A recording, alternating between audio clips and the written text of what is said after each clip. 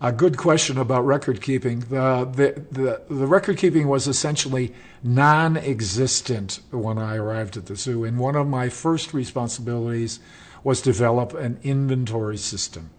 There were lots of ledgers in buildings that had either daily notes or scribbles on a page in a bound volume that went back many, many years, that essentially was the inventory record that the zoo kept. There was no formal card file except for some very old and geriatric animals that had been there almost from the beginning of the modern Lincoln Park.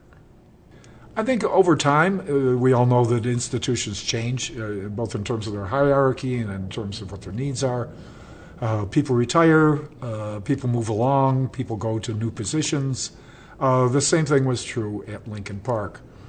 I think internally, the impact that it had on me, as well as the other curators, was that we continued to grow. We continued to evolve.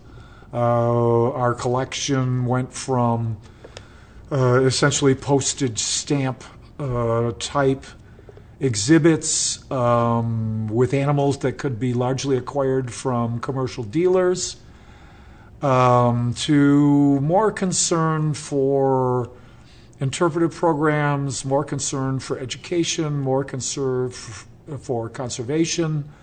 The new staff brought experience with them, brought some of these ideas with them.